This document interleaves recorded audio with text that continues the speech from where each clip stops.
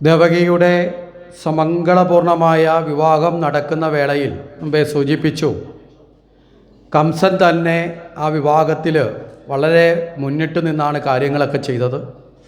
അതുകൊണ്ടും കംസന് തൃപ്തി വരാതെ കംസൻ വധൂവരന്മാരുടെ തേരു തെളിയിക്കുന്ന ദൗത്യം ഏറ്റെടുത്തു. സാധാരണഗതിയിൽ വിവാഹത്തിലൊക്കെ നമ്മൾ പോയിക്കഴിഞ്ഞാൽ നമ്മളെല്ലാവരും ശ്രദ്ധിക്കുന്നത് വധുവിനെയും വരനെയും ആയിരിക്കും. കാരണം അവരാണ് ആ കല്യാണത്തിൻ്റെ പ്രധാനപ്പെട്ട ശ്രദ്ധാകേന്ദ്രം. ആ കല്യാണം കഴിക്കുന്ന സ്ത്രീയും പുരുഷനുമാണ്. പക്ഷേ ഇവിടെ എല്ലാവരുടെയും ശ്രദ്ധ വധൂവരന്മാരിൽ നിന്ന് പോലും മാറിപ്പോയി. കാരണം കംസൻ ഇതാ ഒരു സൽക്കർമ്മം പോലെ കംസൻ തേര് തെളിയിക്കുന്നതിലേക്ക് വന്നിരിക്കുന്നു.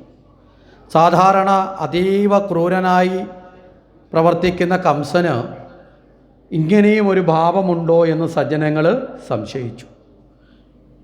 പക്ഷേ ഇത് ഏറെ സമയം നീണ്ടു നിൽക്കാനുള്ള ഇട ഉണ്ടായില്ല. ഇവിടെ നമ്മളൊരു പ്രത്യേകത മനസ്സിലാക്കേണ്ടത്, ഭഗവാന്റെ അവതാരത്തിൽ, കൃഷ്ണ അവതാരത്തിൻ്റെ ഒരു വലിയ പ്രാധാന്യം ഭഗവാന്റെ ഈ ലീലയിൽ നിഗ്രഹാനുഗ്രഹ ലീലയാണ് ഏറ്റവും കൂടുതൽ. മനസ്സിലായില്ലേ? ആരെയും സ്നേഹിച്ച് അനുഗ്രഹിക്കുന്നതിനേക്കാൾ കൂടുതൽ ഭഗവാൻ ചെയ്തിട്ടുള്ള നിഗ്രഹാനുഗ്രഹമാണ്. ഭഗവാൻ അങ്ങനെ ലീലകൾക്ക് വ്യത്യാസമുണ്ട്. ഇവിടെ കംസനെ നിഗ്രഹിക്കാൻ വേണ്ടിയിട്ടാണ് ഭഗവാൻ വന്നു ചേരുന്നത്. കംസനെ നിഗ്രഹിക്കുന്നത് ദേവകിയുടെ വിവാഹം കഴിഞ്ഞ് ഏകദേശം ഒരു 10-18 വർഷം കഴിഞ്ഞിട്ടാണ്. ഈ 10-11 വർഷത്തിന് ശേഷം ആണ്, 18 വർഷത്തോളം കഴിഞ്ഞിട്ട് കൃഷ്ണൻ ജനിച്ച ഒരു 11 വയസ്സിന് ശേഷമാണ് കംസൻ. അങ്ങനെ നോക്കുമ്പോൾ ഒരു 18 വർഷത്തിന് ശേഷമാണ് എന്ന് നമുക്ക് കാണാൻ സാധിക്കും. കാര്യം 8ാമത്തെ പുത്രനാണല്ലോ. അപ്പോൾ 8 വർഷം തന്നെ അതിൽ തന്നെ കഴിയും. പിന്നെ ഒരു 11 വയസ്സ് കഴിയും. അപ്പോൾ 18 വയസ്സോളം കഴിഞ്ഞിട്ടാണ്.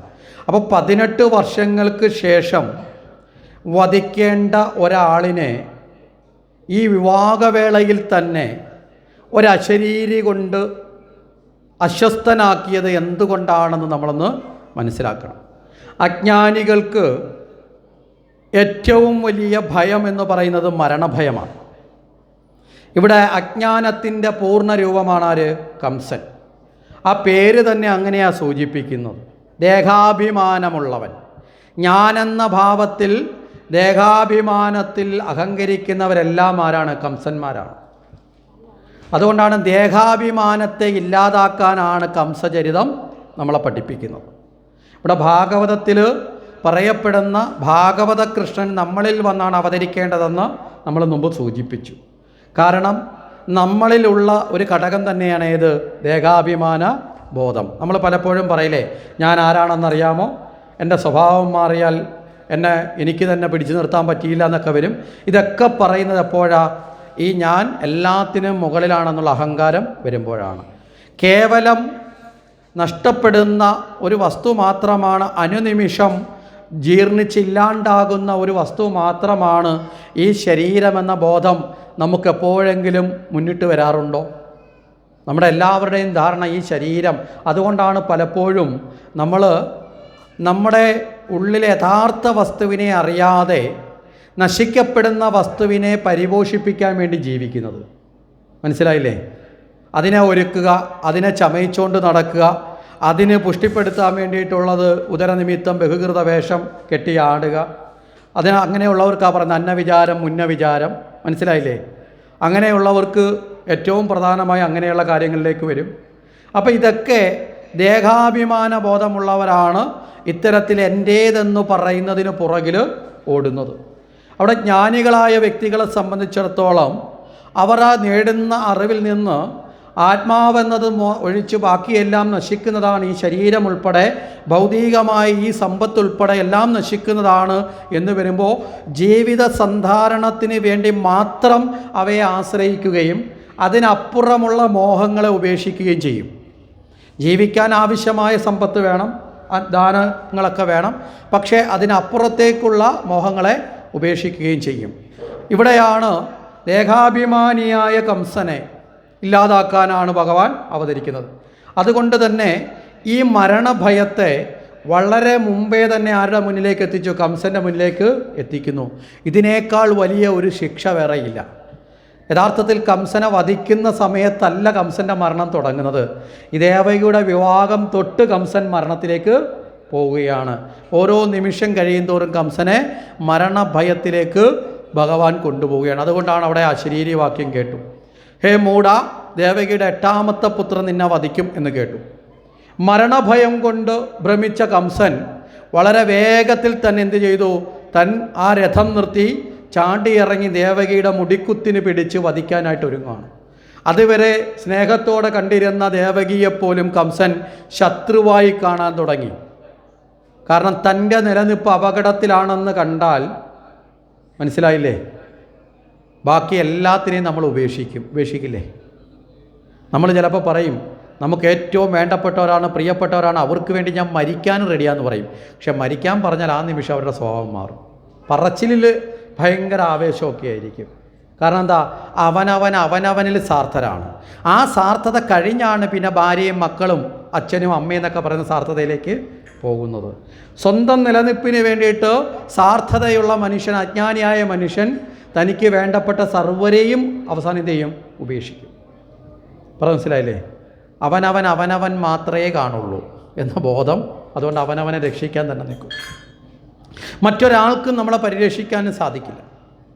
അതിനാണ് അവിടെ വളരെ കൃത്യമായി ഗജേന്ദ്രമോക്ഷം എന്ന തത്വം തന്നെ പറഞ്ഞത്. ഗജേന്ദ്രൻ മുതലയുടെ കയ്യിൽ പിടിപെട്ട് ആ ജലാശയത്തിലേക്ക് മുതല വലിച്ചു താഴ്ത്തുമ്പോൾ കൂടെ ഉണ്ടായിരുന്ന സർവരും രക്ഷിക്കാൻ ശ്രമിച്ചു. എല്ലാവരും പരാജയപ്പെട്ടപ്പോൾ അവരെന്ത് പറഞ്ഞു? ഉപേക്ഷിച്ചു ഗജേന്ദ്രനെ. അവർ മാറിക്കളഞ്ഞു. ബാക്കി ആനകളെല്ലാം മാറി. അവസാനം സ്വയം രക്ഷിക്കാനും സാധിക്കാതെ വന്നപ്പോഴാണ് പൂർവജന്മ സുഹൃതം കൊണ്ട് ഭഗവാനെ സ്മരിച്ചതും ഭഗവാൻ രക്ഷാകവചം തീർത്തതും. അപ്പോൾ ഭഗവാനെ സ്മരിക്കുക എന്നുള്ളതിൽ അല്ലാതെ മറ്റൊരു തരത്തിലും രക്ഷാകവചമില്ല എന്ന് ആത്മബോധമുള്ളവർ മനസ്സിലാക്കും. ഇവിടെ കംസനെ സംബന്ധിച്ചോളം ആത്മബോധമില്ലാത്ത ആളാണ്. അതാണ് അജ്ഞാനി എന്ന് പറഞ്ഞത്.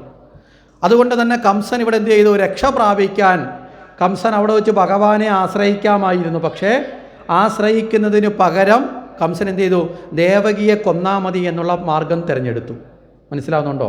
വിനാശകാലേ വിപരീത ബുദ്ധി എന്ന് പറയുന്ന പോലെ വിപരീത ഭാവത്തിലേക്ക് തിരിഞ്ഞെടുത്തു. അങ്ങനെ തിരിഞ്ഞെടുത്ത് ദേവകിയെ വധിക്കാൻ ശ്രമിക്കുമ്പോൾ ദേവകിയെ രക്ഷിക്കുക എന്ന കർമ്മം അവിടെ വസുദേവരിൽ വന്നു ചേർന്നു. തൻ്റെ ഭാര്യയാണ്. വിവാഹം കഴിഞ്ഞ് വരുന്ന മംഗള മുഹൂർത്തമാണ്. വസുദേവർക്ക് നേരിട്ട് അവിടെ ഈ കംസനോട് യുദ്ധം ചെയ്യാനൊന്നും പറ്റില്ല. കാരണം കംസൻ അത്യന്തം ക്രൂരനാണെന്ന് ആർക്കറിയാം? വസുദേവർക്കറിയാം. ഇവിടെ തങ്ങളെക്കാൾ ശക്തി കൂടിയ ആൾക്കാരോടും ദുഷ്ടന്മാരോടും നേരിട്ടെതിരിടുന്നത് ബുദ്ധിയല്ല എന്നൊരു തത്വമുണ്ട്. വസുദേവർ ഇവിടെ എന്ത് ചെയ്തു? വസുദേവർ ഇവിടെ തന്ത്രപൂർവം ഒരു കുശലമായ രീതിയിൽ അവിടെ കംസനോട് സംസാരിക്കാൻ ആരംഭിച്ചു. അവിടെയാണ് മുമ്പേ വസുദേവരുടെ യോഗ്യത പറഞ്ഞത്. പറയുന്ന വാക്ക് പാലിക്കുന്നവനാണ്. മനസ്സിലായില്ലേ? പറയുന്ന വാക്ക് പാലിക്കുക എന്ന് പറഞ്ഞാൽ ഏറ്റവും പ്രയാസമുള്ള ഒരു കർമ്മമാണ് ഈ പറയുന്നതും പാലിക്കലും എന്ന് പറയുന്നത്. കാരണം എന്താ? ഈ ഒരു നിയന്ത്രണവുമില്ലാതെ, സാധാരണ പറയില്ലേ, എല്ലില്ലാത്തൊരവയവം പോലെയാണ് നാവ്, എങ്ങോട്ട് വേണമെങ്കിലും ചലിക്കും. അതുകൊണ്ട് തന്നെയാണ് ഈശ്വരൻ നമുക്ക് 5 ഇന്ദ്രിയങ്ങൾ തന്നപ്പോൾ അതിലെല്ലാ ഇന്ദ്രിയങ്ങളെയും ഭഗവാൻ പുറത്തോട്ട് തുറന്നു വെച്ച് തന്നു. ഒരൊറ്റ ഇന്ദ്രിയത്തിന് മാത്രം ഭഗവാൻ 2 പൂട്ടിട്ട് തന്നു. മനസ്സിലല്ലേ? ഭഗവാന് തന്നെ അറിയാം ഇത് ഉപയോഗിക്കാൻ കൊടുത്താൽ അപകടമാണെന്ന്. പക്ഷെ കൊടുക്കാതിരിക്കാൻ പറ്റില്ലല്ലോ. അതുകൊണ്ട് 2 പൂട്ടിട്ട്, എന്താ, ബലിഷ്ഠമായ പല്ലുകൊണ്ടൊരു പൂട്ടിട്ട്, ഒരു തടവറ പോലെ. പിന്നെ ചുണ്ടുകൊണ്ടും പൂട്ടിട്ട്. ഏതിനാ? നാവിന്. അതുകൊണ്ടാണ് പറയുന്നത് നാവ് വേണ്ട സമയത്ത് മാത്രമേ പുറത്തെടുക്കാവൂ. ആവശ്യത്തിന് ഉപയോഗിക്കണം. ആവശ്യത്തിന് ഉപയോഗിച്ചാൽ അത് ലക്ഷ്മിക്ക് തുല്യമാണ്. മനസ്സിലാവുന്നുണ്ടോ? ആവശ്യത്തിനല്ലാതെ ഉപയോഗിച്ചാൽ അത് കലഹത്തിന് കാരണമായി മാറും. ഏറ്റവും പ്രയാസമുള്ള ഇന്ദ്രിയമാണ് നാവ്. അത് നിയന്ത്രിക്കാൻ ഭഗവാന് പോലും സാധിക്കില്ല. നമ്മുടെ നാവിനെ നിയന്ത്രിക്കാൻ ആര് വിചാരിക്കണം? നമ്മൾ വിചാരിക്കണം. അതുകൊണ്ടാണ് നാമജപം നമ്മുടെ ജീവിതത്തിൻ്റെ ഭാഗമായി മാറുന്നത്. കാരണം എന്താ? മറ്റൊരു പണിക്കങ്ങ് വിട്ടാൽ മതിയല്ലോ. അപ്പോൾ പിന്നെ വേറെ പണിക്ക് പോവില്ല. ഭഗവാന്റെ നാമം ജപിക്കുക നമുക്ക് ഏറ്റവും പ്രയാസമുള്ള കാര്യം അതാണ്, അല്ലേ? നാമം ജപിക്കുക എന്നുള്ളതാണ്. കാരണം എന്താ? അതിനോട് അഭിരുചി ഉണ്ടെങ്കിലേ നാമം ജപിക്കാൻ പറ്റൂ. നാട്ടിലെ കഥകളൊക്കെ പറയാനാണെങ്കിൽ നമുക്ക് 1000 നാവുള്ള അനന്തന്മാരാണ്. മനസ്സിലായില്ലേ? ഈ മൈക്കിനെ വരെ തോപ്പിക്കും. അതാണ് അതിൻ്റെ ഒരു പ്രത്യേകത. ഇവിടെ നമ്മൾ വളരെ കൃത്യമായിട്ട് തിരിച്ചറിയേണ്ടത് നാമം ജപിച്ച് നാവിനെ നിയന്ത്രിക്കാൻ സാധിക്കണം. നാവ് കൊണ്ട് നാമം ജപിക്കുമ്പോൾ നാമി മനസ്സിൽ തെളിയും. ഭഗവാന്റെ രൂപം മനസ്സിൽ തെളിയും. ഇവിടെ വസുദേവർ വളരെ കൃത്യമായിട്ട് ഇന്ദ്രിയ വിജയം നേടിയ ആളാണ്. ആ വസുദേവർ എന്ത് ചെയ്തു? കംസനോട് വളരെ കൃത്യമായി സംസാരിച്ചു. ഇവിടെ ഈ സംസാരത്തിൻ്റെ ഒരു പ്രത്യേകത നമ്മൾ മനസ്സിലാക്കേണ്ടത്, അജ്ഞാനികളെ എതിർക്കാൻ പോകുന്നതിനേക്കാളും നല്ലത് അവർക്കില്ലാത്ത ഗുണങ്ങൾ ഉണ്ടെന്നങ്ങ് പറഞ്ഞാൽ മതി. അതോടുകൂടി അവൻ എവിടെങ്കിലും പോയി ഏതെങ്കിലും 11 കെവി തട്ടിച്ചത്തോളൂ. മനസ്സിലായില്ലേ? നമുക്ക് ശല്യം ഒഴിഞ്ഞു കിട്ടും. എപ്പോഴും അജ്ഞാനികളെ നമുക്ക് കൈകാര്യം ചെയ്യാൻ എളുപ്പ പരിപാടി വെച്ചാൽ ഇല്ലാത്ത ഗുണമുണ്ടെന്ന് പറഞ്ഞ് പുകഴ്ത്തി വിട്ടേക്കണം. നമുക്ക് ആരോടെങ്കിലും ശത്രുതയുണ്ടെങ്കിൽ സാധാരണ അറിവുള്ളവർ പറയും, വെറുതെ ഒരു കാര്യമില്ലാതെ നമ്മളെ മുഖത്ത് നോക്കി നമ്മളോട് ആരെങ്കിലും നമ്മളെ പൊക്കി പറയുന്നുണ്ടെങ്കിൽ ആദ്യത്തെ ശത്രു അവനാണ് നമ്മുടെ. മനസ്സിലായില്ലേ? നമ്മളിത് കേട്ടിട്ട് അങ്ങ് സുഖിക്കും, കൊള്ളാം, നമ്മളെക്കുറിച്ച് വലിയ പുകഴ്ത്തി പറഞ്ഞു. പക്ഷേ യഥാർത്ഥത്തിൽ നമ്മുടെ ശത്രുവാണ് നമ്മളെ പുകഴ്ത്തുന്നത്. കാര്യമില്ലാത്ത കാര്യത്തിന് പുകഴ്ത്തുക എന്ന് പറയുന്നത് നമുക്ക് എന്ത് ചെയ്യും? നമ്മുടെ അഹങ്കാരത്തെ വർദ്ധിപ്പിക്കും. കേൾക്കുമ്പോൾ നമുക്ക് തോന്നും നമ്മൾ സുന്ദരനാണ്, സുന്ദരിയാണ്, കഴിവുള്ള ആളാണ്. ഇതൊക്കെ കേട്ട് കഴിയുമ്പോൾ നമ്മൾ നിലത്ത് തൊടാതെ ഇങ്ങനെ യാത്ര ചെയ്യും. പോകുന്ന വഴിയിൽ എവിടെയെങ്കിലുമൊക്കെ പോയി അതിൻ്റെ തിക്തഫലം വേറെ കിട്ടിക്കോളും. ഇവിടെ കംസനോട് ഇവിടെ വസുദേവർ പറഞ്ഞു, അല്ലയോ കംസ, അങ്ങ് ജ്ഞാനിയല്ലേ? കംസനിൽ ഒട്ടുമില്ലാത്ത ഗുണം ആദ്യം പറഞ്ഞു, എന്താ? അങ്ങ് ജ്ഞാനിയല്ലേ? കംസൻ ഇത് കേട്ടപ്പോൾ കൊള്ളാം, ക്രോധത്തിൻ്റെ ഇടയിൽ ഒരു സുഖം കിട്ടി. കംസൻ ഇതുവരെ കേട്ടത് മൂഢൻ എന്നാണ് വിളിച്ചത് എല്ലാവരും. ഇപ്പോൾ പറഞ്ഞത് ജ്ഞാനിയല്ലേ. എന്താ കാരണം? ജനിച്ച ഏതൊരു വ്യക്തിക്ക് എന്തുണ്ട്? മരണമുണ്ട്. അങ്ങനെ ഒരു ബോധം അങ്ങയ്ക്കും അറിവുള്ളതല്ലേ? അതുകൊണ്ട് ആ ബോധമറിയുന്ന അങ്ങ് പിന്നെ എന്തിനാണ് മരണത്തെ ഭയക്കുന്നത്? കേവല വാക്കുകളല്ല, വളരെ കൃത്യമായ ഒരു സംവാദമാണ്, വേദാന്തമാണ് അവിടെ. രണ്ടാമത് ചോദിക്കുന്നു, അങ്ങ് ധീരനല്ലേ? അങ്ങയ്ക്ക് അങ്ങയുടെ കഴിവിൽ വിശ്വാസമുണ്ടെങ്കിൽ പിന്നെ ഭയം വേണോ? നമുക്കെപ്പോഴാണ് ഭയം ഉണ്ടാവുന്നത്? മറ്റൊരാൾ ഭയപ്പെടുത്തുമ്പോഴല്ല ഭയം വരുന്നത്, നമുക്ക് നമ്മളിലുള്ള കഴിവ് നഷ്ടപ്പെടുമ്പോഴാണ്. നമുക്ക് നമ്മളിലുള്ള കഴിവിൽ ഉത്തമ ബോധ്യമുണ്ടെങ്കിൽ എന്ത് വേണ്ട? ഭയം വേണ്ട. അങ്ങ് ധീരനല്ലേ? ഇനി അഥവാ ഭയപ്പെടുത്താൻ ആരെങ്കിലും വന്നാൽ അതിനെ എതിർക്കാനുള്ള പരാക്രമിയല്ലേ അങ്ങ്? ഈ പരാക്രമി എന്തില്ലേ എന്നൊക്കെ ചോദിച്ചപ്പോഴത്തേക്ക് കംസന് പണ്ട് കുവലയ പീഠത്തെ എടുത്ത് കറക്കിയതൊക്കെ ഓർമ്മ വന്നു. അപ്പോൾ കംസൻ്റെ ആ ദുരഭിമാനത്തെ അങ്ങ് വർദ്ധിപ്പിച്ചു. ഇതെല്ലാം കഴിഞ്ഞപ്പോഴത്തേക്ക് കംസൻ്റെ മനസ്സൊന്ന് ഇളകി തുടങ്ങി. അപ്പോൾ എന്ത് ചെയ്തു? ഒരു ഓഫറും കൂടി അങ്ങോട്ട് മുന്നോട്ട് വെച്ചു. എന്താ ഓഫർ? ദേവകി അല്ലല്ലോ അങ്ങേ വധിക്കുന്നത്, പിന്നെയോ ദേവകിയുടെ ആദ്യത്തെ കുഞ്ഞുമല്ല, 8ാമത്തെ കുഞ്ഞാണ്. അതിനി എത്രയോ കാലം എടുക്കും. വിവാഹം കഴിഞ്ഞതേ ഉള്ളൂ, കുഞ്ഞുങ്ങൾ ജനിക്കണമെന്ന് തന്നെ ഉറപ്പില്ല. ഉണ്ടോ? വിവാഹം കഴിക്കുന്ന സമയത്ത് കുഞ്ഞുണ്ടാവില്ലെന്ന് വല്ല ഉറപ്പുണ്ടോ? അത് ഈശ്വരൻ്റെ കാരുണ്യം കൊണ്ട് വന്നു ഭവിക്കണം. പിന്നെയോ 8ാമത്തെ കുഞ്ഞ് ജനിക്കണമെങ്കിൽ എത്ര കാലം പിടിക്കുമെന്ന് ഉറപ്പുമല്ലോ പറയാൻ പറ്റുമോ? അപ്പം നമുക്ക് സാധാരണഗതി വേണമെങ്കിൽ പറയാം, ഓരോ വർഷം ഓരോ കുഞ്ഞിന് ജന്മം കൊടുക്കാൻ. പക്ഷേ അതും ചിലപ്പോൾ സാധിച്ചില്ല എന്ന് വരും. നമ്മൾ ഇന്നത്തെ കാലഘടന ഇപ്പോഴത്തെ രീതിയൊക്കെ വെച്ച് നോക്കിയാൽ ഒരു കുഞ്ഞ് ജനിച്ച് 3-4 വർഷം കഴിഞ്ഞിട്ടായിരിക്കും അടുത്ത കുഞ്ഞിന് ജന്മം കിട്ടുന്നത്. അങ്ങനെ വെച്ച് നോക്കിയാൽ കുറഞ്ഞത് ചിലപ്പോൾ ഒരു 40 വർഷമൊക്കെ പിടിച്ചെന്ന് വരാം. അങ്ങനെയും ആവാം. അപ്പോൾ അതിൻ്റെയൊക്കെ പേരിൽ എപ്പോഴോ സംഭവിക്കാൻ പോകുന്ന ഒരു കാര്യത്തിന് വേണ്ടി അങ്ങ് എടുത്തു ചാടുന്നത് ശരിയാണോ? ബുദ്ധിയുള്ളവർ എന്ത് ചെയ്യില്ല? എടുത്തു ചാടി പ്രവർത്തിക്കില്ല. പിന്നെ ഇനി ദേവകി എന്ന് പറയുന്ന അങ്ങയുടെ സഹോദരിയാണ്, അനുജത്തിയാണ്. അപ്പോൾ സഹോദരിയെ വധിച്ചു എന്നൊരു ദുഷ്കീർത്തി അങ്ങയ്ക്ക് വരും. അത് എന്തിൻ്റെ അടിസ്ഥാനത്തിൽ? പേടി കൊണ്ട് വധിച്ചു എന്ന. അപ്പോൾ ഒരു ഭീരുവായി കംസനെ ലോകം വിലയിരുത്തും. പിന്നെ സഹോദരി എന്ന് പറയുമ്പോൾ അനുജത്തി, മകൾ എന്നൊരർത്ഥമുണ്ട്. മനസ്സിലായില്ലേ? അപ്പം മകളായി കാണേണ്ട വ്യക്തിയെ വധിച്ചു എന്ന ഒരു പേരുദോഷം കൂടി വരും. ഇതെല്ലാം കംസൻ്റെ ഇതുവരെ ഉണ്ടായിരുന്ന കീർത്തിക്ക് അപമാനമായി മാറും. അതുകൊണ്ട് കംസ, നിന്നോട് സ്നേഹമുള്ളത് കൊണ്ടാണ് ഞാൻ നിന്നോട് പറയുന്നത്. വസുദേവർ അങ്ങനെയാണ് പറയുന്നത്, നിന്നോടുള്ള സ്നേഹം കൊണ്ടാണ് പറയുന്നത്. കംസനെ അങ്ങ് എല്ലാ തരത്തിലും കംസനെ അങ്ങ് കയ്യിലെടുത്തു. മനസ്സിലായില്ലേ? കംസനോട് പറഞ്ഞ് നിന്നോട് സ്നേഹമുണ്ട്, അതുകൊണ്ട് നിനക്കൊരു ദുഷ്കീർത്തി കേൾക്കരുത്. പിന്നെ നിൻ്റെ രക്ഷയ്ക്ക് വേണ്ട ഉപായവും ഞാൻ തന്നെ പറയാം. എന്താ ഉപായം? ദേവകിക്ക് ജനിക്കുന്ന കുഞ്ഞുങ്ങളെയെല്ലാം ഞാൻ എവിടെ തന്നോളാം? നിൻ്റെ കയ്യിൽ തന്നോളാം.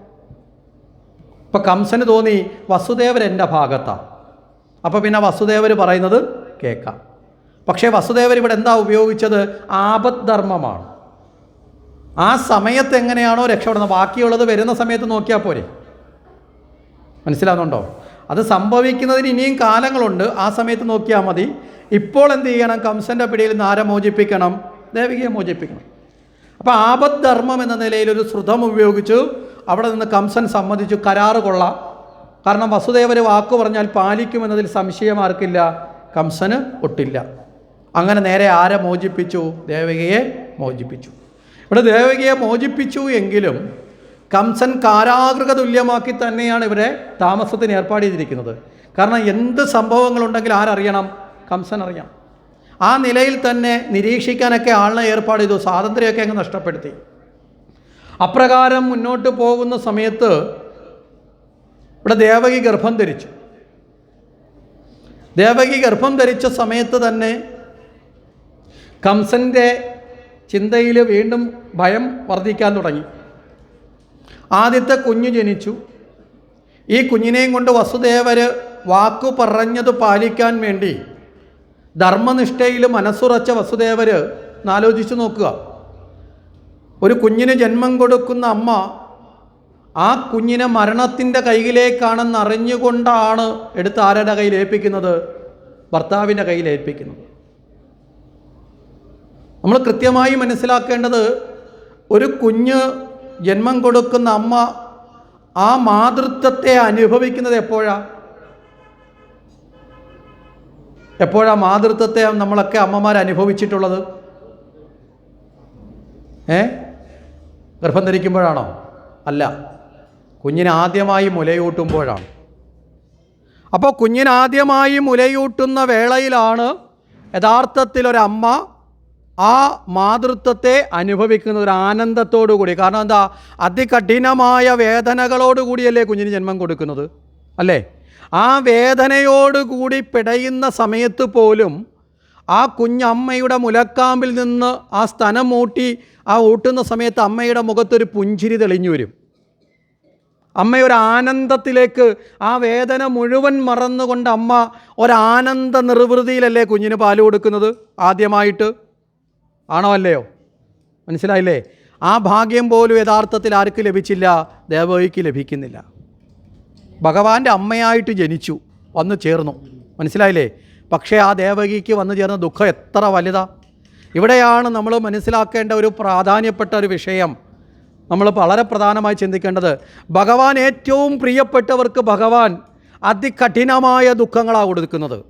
കാരണം ഈ ദുഃഖങ്ങൾ ഓരോന്നും വന്നു ചേരുമ്പോഴും തന്നെ വിടാതെ അവർ തൻ്റെ പാദത്തിൽ നിലയുറയ്ക്കണമെന്ന് ഭഗവാൻ ആഗ്രഹിക്കുന്നത്. ഭഗവാൻ ദുഃഖങ്ങളിലൂടെ വളരെ കൃത്യമായി പറഞ്ഞാൽ ആ ഭക്തിയുടെ ശ്രേഷ്ഠതയെ പരീക്ഷിക്കുക ചെയ്യുന്നത്. അതുകൊണ്ടാണ് ഭാഗവതത്തിൻ്റെ തുടക്കത്തിൽ തന്നെ കുന്തി മാതാവ് പോലും ഭഗവാനെ പ്രാർത്ഥിച്ചത്, ഭഗവാനെ ദുഃഖങ്ങൾ നൽകിയാലും. അല്ലേ? ഇവിടെ ഭഗവാൻ ഏറ്റവും പ്രിയപ്പെട്ട, ഒരർത്ഥത്തിൽ പറഞ്ഞാൽ ശ്രീകൃഷ്ണ ഭഗവാൻ എന്ന് പറയുന്നത് ലോകത്തിലെ ഏറ്റവും കൂടുതൽ ആരാധകരുള്ള ഈശ്വരനാരാ? അത് കൃഷ്ണനാണ്. ഏറ്റവും കൂടുതൽ ആൾക്കാരുടെ മനസ്സിനെ ആകർഷിച്ചിട്ടുള്ളതും കൃഷ്ണനാണ്. പുറമേ ഏറ്റവും കൂടുതൽ മനോഹാരിതമാർന്ന ജീവിതമാടിയതും കൃഷ്ണനാണ്. പക്ഷേ ഏറ്റവും ക്രൂരമായ ദേവൻ ആരാന്ന് ചോദിച്ചാൽ അതും കൃഷ്ണനാണ്. ഏതർത്ഥത്തിലാണെന്ന് ചോദിച്ചാൽ പെട്ടെന്നൊരാളെ അങ്ങോട്ട് സ്വീകരിക്കില്ല. മനസ്സിലായില്ലേ? ഭഗവാൻ ഒരാളെ സ്വീകരിക്കാൻ ഇഷ്ടപ്പെട്ട് കഴിഞ്ഞാൽ, നമുക്ക് ഭഗവാനെ ഇഷ്ടപ്പെടുമ്പോൾ ഭഗവാൻ മനോഹരനാണ്, സുന്ദരനാണ്. പക്ഷേ ഭഗവാന് നമ്മളോട് ഇഷ്ടം തോന്നിക്കഴിഞ്ഞാൽ പിന്നെ എന്ത് ചെയ്യും? നമ്മുടെ സർവ്വസത്തെയും തകർത്ത് കളയും, സർവ്വതിനെയും അപഹരിച്ച് കളയും. നമ്മുടെ ബന്ധുക്കളെയും മിത്രങ്ങളെയും എല്ലാവരെയും കൊണ്ട് നമ്മളെ തള്ളി പറയിക്കും, നമ്മുടെ ആരോഗ്യത്തെ ക്ഷയിപ്പിക്കും, നമ്മുടെ സമ്പത്തിനെ ഇല്ലാതാക്കും. കാരണം എന്താ? അഹങ്കാരമുണ്ടാകാൻ പ്രേരിതമാകുന്ന എല്ലാത്തിനെയും നശിപ്പിച്ച് ഒന്നും എനിക്ക് സഹായമില്ല എന്ന അവസ്ഥയിൽ പൂർണ്ണബോധത്തിൽ ഭഗവാനെ ആശ്രയിക്കണം. മനസ്സിലാവുന്നുണ്ടോ? ഇതൊക്കെയാണ് പാണ്ഡവന്മാർക്ക് പോലും അരക്കില്ലത്തിൽ കിടക്കാനും വനവാസത്തിൽ കിടക്കേണ്ട അവസ്ഥയൊക്കെ ഭഗവാൻ കൊടുത്തത്. അങ്ങനെ പരിപൂർണമായ പരീക്ഷണത്തിലൂടെയാണ് ആര് സ്വീകരിക്കുന്നത്? കൃഷ്ണൻ സ്വീകരിക്കുന്നത് എന്നൊരു ഭാഗം കൂടിയുണ്ട്. പക്ഷേ പുറമേ നോക്കുമ്പോൾ വളരെ ആനന്ദകരമായ ഭാവമാണ്. ഈ രണ്ട് ഭാവമുണ്ട്. അത്ര ദൃഢമായ നിഷ്ഠയോട് വേണ്ടി വേണം കൃഷ്ണനെ നമ്മൾ ഉൾക്കൊള്ളാൻ. അപ്പോൾ ഇവിടെ ദേവകി ആ കുഞ്ഞിനെ കൊടുത്തു. വസുദേവർ ആ കുഞ്ഞിനെ സ്വീകരിച്ച് നേരെ കൊണ്ടുപോവുകയാണ്. ആരുടെ അടുത്തേക്ക്? കംസൻ്റെ അടുത്തേക്ക്. കംസൻ്റെ കയ്യിൽ കൊണ്ടുപോയി കുട്ടിയെ ഏൽപ്പിച്ചു. കംസൻ ഈ കുഞ്ഞിനെ വാങ്ങി ഒന്ന് നോക്കിയതിന് ശേഷം വസുദേവരോട് പറഞ്ഞു, അല്ലയോ വസുദേവ, അങ്ങ് വാക്കുപാലിക്കുന്നവനാണെന്നതിൽ എനിക്കൊരു സംശയമില്ല. അതുകൊണ്ടാണല്ലോ ഞാൻ അന്ന് തന്നെ ദേവകി എന്ത് ചെയ്തത്, അങ്ങയോടൊപ്പം പറഞ്ഞ് അയച്ചത്. അങ്ങ് വാക്കുപാലിച്ചത് കൊണ്ട് അങ്ങയിൽ എനിക്ക് കൂടുതൽ വിശ്വാസം വന്നു. അങ്ങ് ഈ കുഞ്ഞിനെ തിരിച്ചു കൊണ്ടുപോയിക്കൊള്ളുക.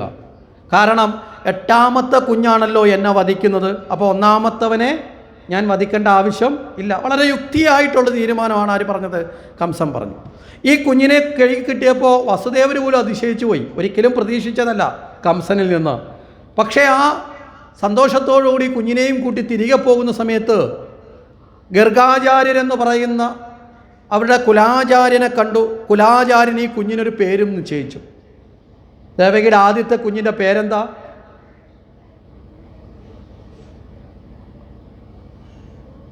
ദേവകിയുടെ ആദ്യത്തെ കുഞ്ഞിൻ്റെ പേര്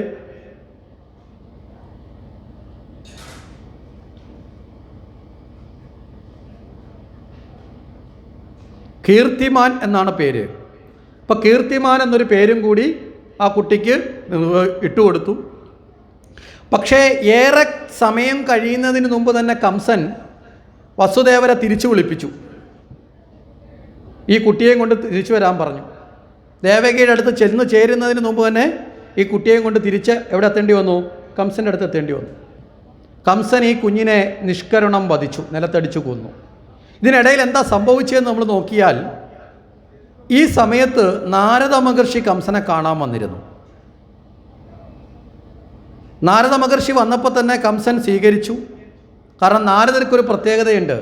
അസുരന്മാരും ദേവന്മാരും എല്ലാവരും ഒരുപോലെ ആരെ സ്വീകരിക്കാറുണ്ട്, നാരദരെ സ്വീകരിക്കാറുണ്ട്. കാരണം നാരദർ ചെല്ലുന്നു കഴിഞ്ഞാൽ നാരദരുടെ ഒരു തന്ത്രമുണ്ട്, വളരെ തന്ത്രശാലിയാണ്. എവിടെയാണോ ചെല്ലുന്നത് അവരുടെ ആളാണെന്നുള്ള നിലയിൽ അങ്ങ് പെരുമാറിക്കളയും. അപ്പോൾ പിന്നെ സ്വീകരിക്കുന്നതിന് മടിയില്ലല്ലോ. അസുരന്മാരുടെ അടുത്ത് കഴിഞ്ഞാൽ അസുരന്മാരുടെ ആളാണ്, ഞാൻ നിങ്ങൾക്ക് വേണ്ടിയിട്ടാണ് നിങ്ങളടുത്ത് വന്നത് എന്നുള്ള നില അവരുടെ കൂടെ അങ്ങ് ചേരും. ഇപ്പുറത്ത് വരുമ്പോൾ ഇപ്പുറത്തേക്ക് ചേരും. പക്ഷേ ഉദ്ദേശം ഒന്ന് മാത്രമേ ഉള്ളൂ, ലോക നന്മ മാത്രമേ ഉള്ളൂ. മനസ്സിലായില്ലേ? ലോക നന്മയ്ക്ക് വേണ്ടിയിട്ടാണ്. അത് അജ്ഞാനികളോടൊപ്പം ചേർന്ന് നിന്നുകൊണ്ട് എന്ത് ചെയ്യും, അവരെ നശിപ്പിക്കാൻ വേണ്ടി വളരെ വേഗത്തിലുള്ള കാര്യങ്ങൾ ചെയ്തു കൊടുക്കും. ജ്ഞാനികളോടൊപ്പം നിന്നുകൊണ്ട് അവരെ പുഷ്ടിപ്പെടുത്തി. ഇത് രണ്ടും ഒരേ കണക്കാണ്. അപ്പോൾ ഓരോ ഭാഗത്തും ഓരോ കർമ്മമാണ് അനുഷ്ഠിക്കുന്നത്. നാരദർ കംസൻ്റെ അടുത്ത് വന്നിട്ട് ചോദിച്ചു, അല്ലയോ കംസ, ഞാനിങ്ങനെ കുറേ നാൾ ലോകത്തിൽ ഇങ്ങനെ കറങ്ങി വന്നപ്പോൾ വളരെ സമംഗളപൂർവ്വം ദേവകിയുടെ വിവാഹമൊക്കെ നടത്തിയ കാര്യങ്ങളൊക്കെ അറിഞ്ഞു. പക്ഷേ അതിൻ്റെ ഇടയിൽ എന്തോ ഒരു വാർത്ത കൂടി കേട്ടല്ലോ കംസ എന്ന് കംസനോട് ചോദിച്ചു. കംസനെ കൊണ്ട് തന്നെ പറയിപ്പിക്കുക, ഓർമ്മിപ്പിക്കുകയാണ്. കംസൻ പറഞ്ഞു, ശരിയാണ് മഹർഷി, ഒരു അശരീരി കേട്ടു. എന്താ അശരീരി? ദേവകിയുടെ 8ാമത്തെ പുത്രൻ എന്നെ കൊല്ലുമെന്നാണ് കേട്ടത്. എന്നിട്ട് നീ എന്ത് ചെയ്തു? ഞാൻ ദേവകിയെ കൊല്ലാൻ നോക്കി. പക്ഷേ വസുദേവരൊരു വാക്ക് പറഞ്ഞു. എന്താ വാക്ക്? ദേവകിക്ക് ജനിക്കുന്ന കുഞ്ഞുങ്ങളെയൊക്കെ തരാമെന്ന് പറഞ്ഞു. എന്നിട്ടോ? അല്ല, അതും പ്രകാരം ആദ്യത്തെ കുഞ്ഞിനെയും കൊണ്ട് ഇപ്പം വസുദേവർ വന്നിട്ട് അങ്ങോട്ട് പോയതേ ഉള്ളൂ. എന്നിട്ട് നീ അത് ആദ്യത്തെ കുഞ്ഞല്ലേ, 8ാമത്തവനല്ലേ എന്നെ വധിക്കുന്നത്, ഞാൻ തിരിച്ചു കൊടുത്തു വിട്ടു. നാരദർ ചോദിച്ചു, കംസ, നിനക്ക് ബുദ്ധിക്ക് സ്ഥിരതയില്ലാതായോ? നീ എന്താ ഈ കാട്ടിയത്? നീ എന്താണ് ആലോചിച്ചത്? ഞാനിതുവരെയൊക്കെ വിചാരിച്ചത് കംസ നീ വലിയ ബുദ്ധിമാനാണെന്നൊക്കെയാണ്. പക്ഷേ വേണ്ടും വണ്ണമുള്ള ബുദ്ധിയെ ഉപയോഗിക്കാൻ നിനക്ക് കഴിവില്ലെന്ന് ഇപ്പോൾ എനിക്ക് മനസ്സിലായി. കംസൻ്റെ മനസ്സിലൊരു ഒരു വികലമായിട്ടൊരു ഏതാണ് തെറ്റ് ഏതാണ് ശരിയെന്നറിയാത്ത ഒരവസ്ഥയിലേക്ക് ആരെത്തിച്ചു? ഇവിടെ നാരദരെത്തിച്ചു. ഇത് കേൾക്കുമ്പോൾ നാരദർക്കൊരു ഉദ്ദേശം ഉണ്ടെന്നുള്ള കാര്യം ഉറപ്പിച്ചല്ലോ അല്ലേ? നാരദർക്ക് അല്ല ഇതിനകത്ത് ഇടപെടേണ്ട വല്ല കാര്യമുണ്ടോ? നാരദർക്ക് കൃത്യമായൊരു ഉദ്ദേശമുണ്ട്. അപ്പോൾ ഇവിടെ കംസൻ പറഞ്ഞു, അല്ല മഹർഷേ, അങ്ങ് പറയുന്നത് എനിക്ക് വേണ്ടിയാണെന്ന് എനിക്കിപ്പോൾ തോന്നി. അങ്ങ് പറയുന്നത് എന്നോടുള്ള പ്രിയം കൊണ്ടാണ്. പക്ഷേ എങ്കിലും എനിക്കൊരു സംശയം. 8ാമത്തെ കുട്ടിയാണല്ലോ എന്നെ വധിക്കുന്നത്. അപ്പോൾ പിന്നെ 1ാമത്തെ കുട്ടിയെ ഞാൻ എന്തിനാ വെറുതെ ദ്രോഹിക്കുന്നത്? അതിൻ്റെ ആവശ്യമില്ലല്ലോ. അപ്പം നാരദർ പറഞ്ഞു, നീ എന്തർത്ഥത്തിലാണ് ഈ 8ഉം 1ഉം ഒക്കെ പറഞ്ഞുകൊണ്ടിരിക്കുന്നത്?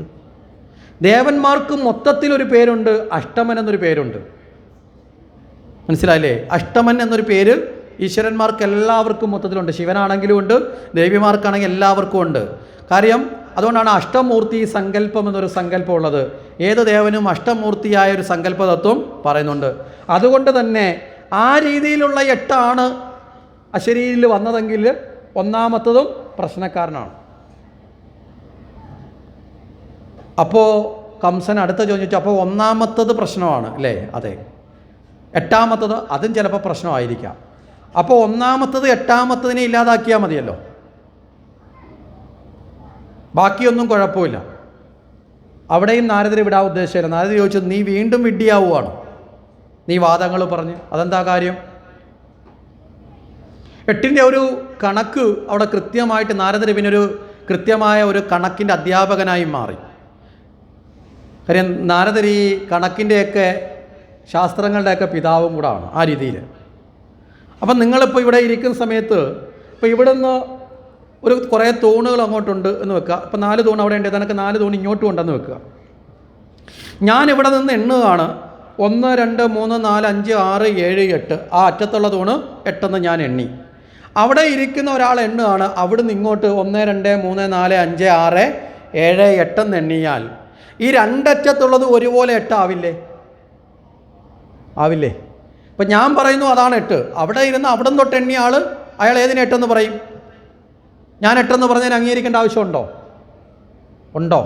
അയാൾ അവിടെ നിന്ന് എണ്ണി വരുമ്പോൾ ഇങ്ങേറ്റത്തുള്ളതാണ് 8. നാരദരെ കൃത്യമായിട്ട് ബോധിപ്പിച്ചു.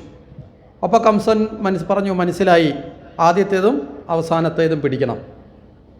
അപ്പോൾ പറഞ്ഞു, ബാക്കിയുള്ളതൊന്നും കുഴപ്പമില്ലല്ലോ. നാരദരെ പറഞ്ഞു, നീ ഒന്നുകൂടെ ഒന്ന് ആലോചിച്ച് നോക്കേ. ഒരു വൃത്തം വരച്ചു. ഈ വൃത്തത്തിന് ചുറ്റും 8 വരയിട്ട് കാണിച്ചു. മനസ്സിലായില്ലേ? എന്നിട്ട് പറഞ്ഞു, മുകളിൽ നിന്ന് എണ്ണാൻ പറഞ്ഞു. മുകളിൽ നിന്ന് എണ്ണി.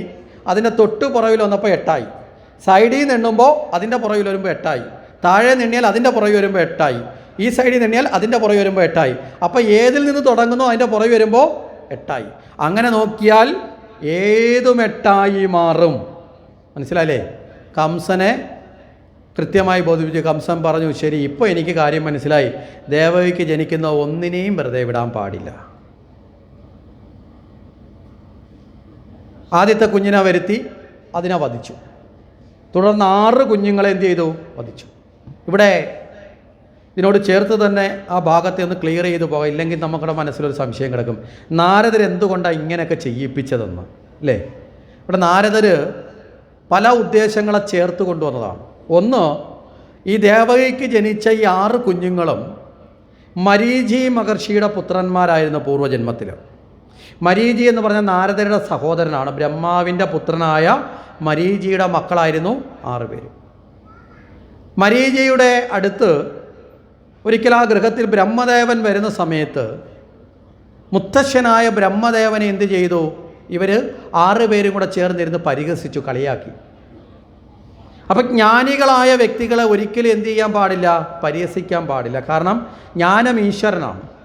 അപ്പോൾ ഈശ്വരനെ നിന്ദിക്കുന്നതിന് തുല്യമാണ് അറിവിനെ നിന്ദിക്കൽ എന്ന് പറയുന്നത്. ഇവിടെ ബ്രഹ്മാവിനെ പരിഹസിച്ചു. കൊച്ചുമക്കളാണെങ്കിൽ പോലും തെറ്റ് ചെയ്താൽ അതിനുള്ള ശിക്ഷ വന്നു ചേരണം. ബ്രഹ്മാവ് പറഞ്ഞു, 3 ജന്മം പോയി ജനിച്ചിട്ട് വരാൻ പറഞ്ഞു. ജീവിതത്തിൻ്റെ പ്രാരാബ്ദങ്ങളിൽ പോയി അനുഭവിച്ചു വരാൻ പറഞ്ഞു.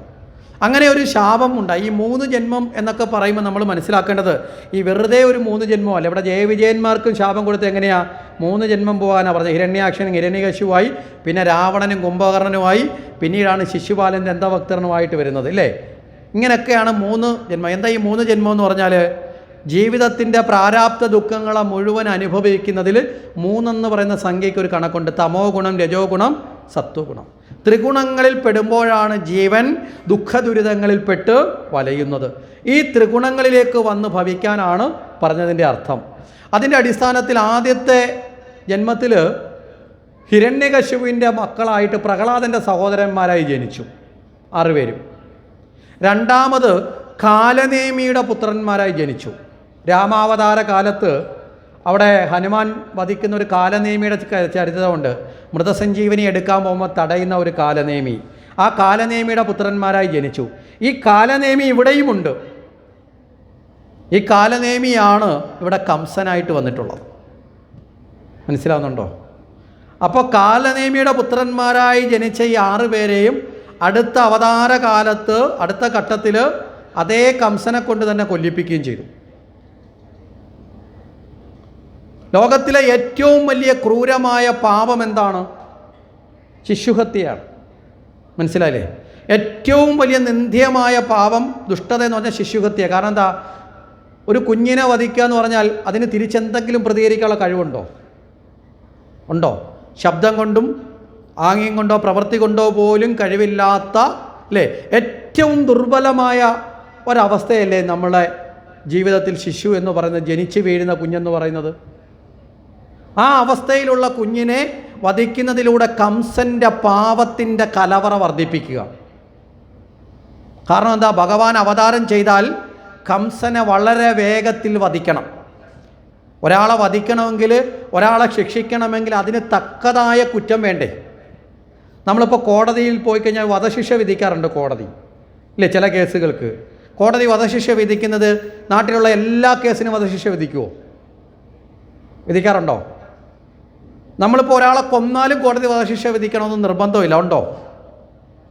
ഉണ്ടോ? ജീവപര്യന്തമൊക്കെ പറയും. വധശിക്ഷ വിധിക്കുന്ന എപ്പോഴാണ്? കോടതി ആ വിധിന്യായത്തിൽ തന്നെ ഒരു വാക്ക് പറയും, അപൂർവങ്ങളിൽ അത്യപൂർവമായി, അല്ലേ? അങ്ങനെ വാക്ക് പറയത്തില്ലേ? ഒരിക്കലും നടക്കാൻ പാടില്ലാത്തത് നടത്തി, അതുകൊണ്ട് വധശിക്ഷയ്ക്ക് വിധിച്ചു. ഇങ്ങനെയാണ് പറയുന്നത്. അതുപോലെ ഈ ശിശുഹത്യയുടെ മഹാപാപം മുഴുവൻ ആരിലേക്ക് കൊടുത്തു? കംസനെ കൊണ്ട് അതിൻ്റെ ഉടമസ്ഥനാക്കി മാറ്റുകയാണ്. എന്താ കാരണം? രാമാവതാര കാലത്ത് രാവണനെ നിഗ്രഹിക്കാൻ വേണ്ടി ദശരഥപുത്രനായി ജനിക്കാമെന്ന് വാക്കുകൊടുത്തിട്ടാണല്ലോ വന്നതെന്നും. പക്ഷേ രാവണനെ നിഗ്രഹിക്കുന്നത് വളരെ കാലം കഴിഞ്ഞിട്ടാണ്. ബാല്യകാലം നമുക്കറിയാം, രാമൻ്റെ ബാല്യകാലം. നമ്മളതുകൊണ്ടാണ് രാമാവതാരത്തെ ഇതിനോട് ചേർത്താണ് ചിന്തിക്കുക. അതുകൊണ്ടാണ് പ്രത്യേകിച്ച് രാമാവതാരം പറയാഞ്ഞത്. ബാല്യകാലം ജീവിതം കഴിഞ്ഞു, പിന്നെ വിവാഹം കഴിഞ്ഞു, ഇല്ലേ? സീതാപരിണയം കഴിഞ്ഞു. പിന്നെയും കുറേ വർഷക്കാലം ജീവിച്ചതിന് ശേഷമാണ് യുവരാജാവായി അഭിഷേകം ചെയ്യാൻ തീരുമാനിക്കുന്നത്. ആ അഭിഷേകം ചെയ്യാൻ തീരുമാനിച്ച അഭിഷേക വിഘ്നം വന്ന് 14 വർഷം വനത്തിലേക്ക് പോയി. 14 വർഷം പൂർത്തിയാകുന്ന കാലത്താണ് ആരെ നിഗ്രഹിക്കുന്നത്? രാവണനെ വധിക്കുന്നത്. അത്രയും കാലം കൂടി രാവണൻ്റെ ദുഷ്ടതയെ ആരനുഭവിക്കേണ്ടി വന്നു? ഈ പ്രപഞ്ചത്തിലുള്ള മറ്റുള്ളവരൊക്കെ അനുഭവിക്കേണ്ടി വന്നു. കാരണം രാവണനെ നിഗ്രഹിക്കാൻ കുറച്ച് കാലവിളംബം ആരെടുത്തു? രാമാവതാരത്തിലെടുത്തു. അതുകൊണ്ട് കൃഷ്ണാവതാരത്തിൽ കംസനെ നിഗ്രഹിക്കാൻ പോയപ്പോൾ, കൃഷ്ണനായി അവതരിക്കാൻ പോയപ്പോൾ തന്നെ ഭഗവാനോട് അന്നേരം തന്നെ ദേവകൾ പറഞ്ഞു, രാമാവതാരത്തെ കണക്ക് കൂടുതൽ കാലം ഞങ്ങളെ കഷ്ടപ്പെടുത്തല്ല, വേഗത്തിൽ കാര്യം അങ്ങ് ചെയ്യണമെന്ന് പറഞ്ഞു. മനസ്സിലായില്ലേ? ഒരു സമയത്ത് കൂടുതൽ സമയം എടുത്തപ്പോൾ അതിൻ്റെ ദുഃഖം അനുഭവിച്ച്, അതുകൊണ്ട് വേഗത്തിലാക്കണം എന്ന് പറഞ്ഞു. എന്നിട്ടും ദേവന്മാർക്ക് ഒരു ഉറപ്പില്ല. അതുകൊണ്ട് അവരെന്ത് ചെയ്തു? ഇതിനാരെ നിയോഗിച്ചു? നാരദരെ നിയോഗിച്ചു. വളരെ വേഗത്തിൽ ശിക്ഷ കിട്ടണമെങ്കിൽ എന്ത് ചെയ്യണം? വേഗത്തിൽ കുറ്റവാളിയായിട്ട് കംസൻ മാറണം. ആ ഒരു തലം കൂടി അവിടെ വന്നു. ഇനി ഇവിടെ മറ്റൊരർത്ഥത്തിൽ നോക്കിയാൽ ദേവകിക്ക് ജനിച്ചത് പറഞ്ഞു, മരീചിയുടെ പുത്രന്മാരാണ്. മൂന്നാമത്തെ ജന്മത്തിൽ ദേവകിക്ക് 6 മക്കളായിട്ട് വന്ന് ജനിക്കുന്നത്. ഇവർ 3 ജന്മം ജനിക്കുക എന്നാണല്ലോ ബ്രഹ്മാവ് കൊടുത്ത ശാപം. അപ്പോൾ ഈ 3 ജന്മം ജനിച്ച് ഉടനെ തന്നെ ഇവരെ എന്ത് ചെയ്യാം? തിരിച്ചു മടക്കി അയക്കുക. അവർക്ക് ശാപമോക്ഷം കൊടുക്കലാണ് ഇവിടെ ഈ വധത്തിലൂടെ നടക്കുന്നത്. അവരെ വളരെ വേഗത്തിൽ തിരിച്ചയക്കാൻ എന്താ ഉപാധി എന്ന് ചിന്തിച്ചപ്പോഴാണ് കംസനെ കൊണ്ട് വധിപ്പിക്കുക. കാരണം ആ ജന്മം മുഴുവൻ അനുഭവിക്കേണ്ട ജീവിത ദുഃഖങ്ങളെല്ലാം ഒരുമിച്ചങ്ങ് അനുഭവിപ്പിച്ചു. മനസ്സിലല്ലേ? ഏത് ജീവനും കർമ്മത്തിൻ്റെ ദുഃഖഫലം ഉണ്ടാവും. കർമ്മഫലം മാറ്റാൻ ഒരു ഈശ്വരനും സാധിക്കില്ല. സാധിക്കുമോ? അതുകൊണ്ടാണ് രാമായണത്തിൽ പ്രശസ്തമായൊരു വാക്കുണ്ട്. എന്താ വാക്ക്? ആ വാക്കാണ് രാമായണത്തിൻ്റെ ഗതി തിരിച്ചു വിടുന്നത്. ഏറ്റവും ശ്രേഷ്ഠമായ ഒരു വാക്കുണ്ട്. എന്താ? താൻ നിരന്തരം ചെയ്തിടുന്ന കർമ്മഫലം ആരനുഭവിക്കുക? അയലത്തുകാരനുഭവിക്കുമോ? താൻ തന്നെ അനുഭവിക്കും. ഈ വാക്ക് ആരാണ് പറയുന്നത് രാമായണത്തിൽ?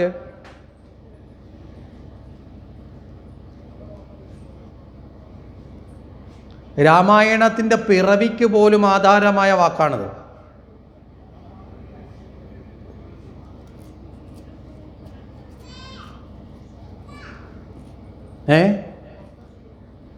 ആരാ ഈ വാക്കു പറയുന്നത്?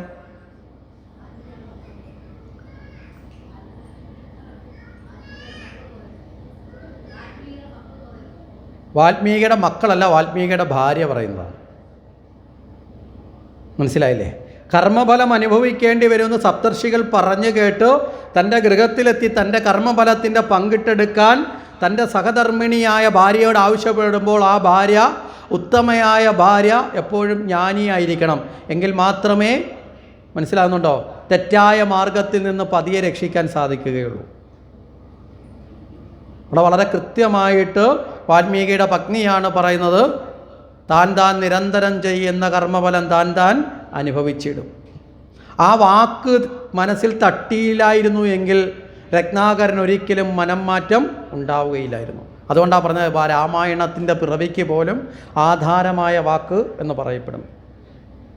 ഇവിടെ ആര് പറഞ്ഞു എന്നതിനേക്കാളും എന്തു പറഞ്ഞു എന്നതിന് ചില പ്രസക്തിയുണ്ട്. അത് രാമായണത്തിൽ പലയിടത്തും കാണാം. രാമായണത്തിലെ ഏറ്റവും പ്രധാനപ്പെട്ട ശ്ലോകം ആര് പറഞ്ഞതാ? ഏറ്റവും പ്രധാനപ്പെട്ട ശ്ലോകം ശ്രീരാമചന്ദ്രൻ്റെ ചരിതം പറയുന്ന രാമായണത്തിൽ രാമൻ്റെ വാക്കല്ല ഏറ്റവും പ്രധാനപ്പെട്ട വാക്കായിട്ട് സ്വീകരിച്ചിട്ടുള്ളത്. ആരുടെ വാക്കാ?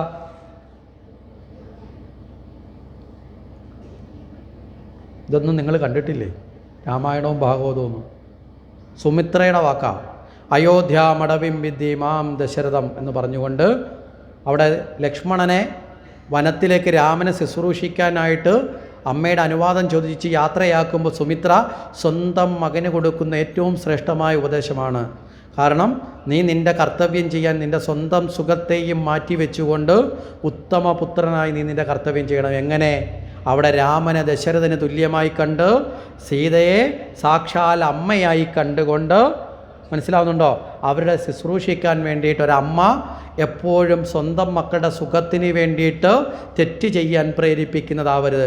സ്വന്തം മക്കൾ കഷ്ടപ്പെടേണ്ടി വന്നാലും ശരിയുടെ പാതയിൽ നിൽക്കാൻ അറിവ് പകരുന്നവരാണ് ഉത്തമയായ മാതാപിതാക്കൾ, പ്രത്യേകിച്ചും അമ്മമാർ. സാർത്ഥത മക്കളോട് പോലും പാടില്ല. മക്കളോട് സാർത്ഥത ഉണ്ടായാൽ നമ്മൾ ആ മക്കളെ നശിപ്പിക്കലാണ്. പറഞ്ഞതിൻ്റെ അർത്ഥം മനസ്സിലായില്ലേ? ധർമ്മബോധം പകരേണ്ടത് അമ്മയാണ്. അതുകൊണ്ടാണ് ആദ്യ ഗുരു അമ്മയെന്ന് പറയുന്നത്. ഇപ്പം നമ്മൾ അങ്ങനെയൊക്കെയാണോ നമ്മളൊന്ന് ചിന്തിച്ച് നോക്കുക. വളരെ കൃത്യമായി. കാരണം ഒരമ്മ ആനന്ദിക്കുന്നത് തൻ്റെ കുഞ്ഞ് ഏറ്റവും വലിയ പണക്കാരനാവുന്നതോ സർക്കാർ ജോലി കിട്ടുന്നതിലൊന്നും ആവരുത്. പകരം തൻ്റെ കുഞ്ഞ് ഏറ്റവും നല്ല ധർമ്മത്തിൽ അനുഷ്ഠിച്ച് നല്ല വ്യക്തിയായി ജീവിക്കലാണ്.